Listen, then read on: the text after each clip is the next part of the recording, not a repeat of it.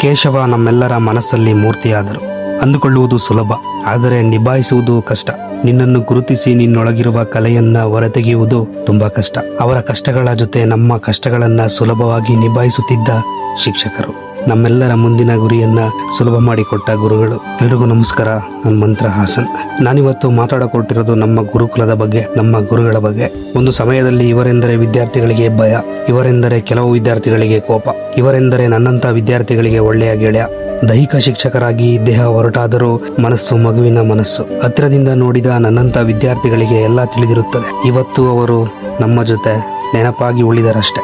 ನಮ್ಮ ಕೇಶವಮೂರ್ತಿ ಸರ್. ಕಣತೂರು ಪ್ರೌಢಶಾಲೆಯ ಶಿಕ್ಷಕರಿಂದ ವಿದ್ಯೆ ಪಡೆದ ನಾವೇ ಧನ್ಯರು. ಅಂತ ಕಾಲದಲ್ಲೇ ಎಲ್ಲ ಶಾಲೆಗಳು ಕಣತೂರಿನ ಶಾಲಾ ಮಕ್ಕಳ ಕಡೆ ತಿರುಗಿ ನೋಡಿದಂತ ಕಾಲವದು.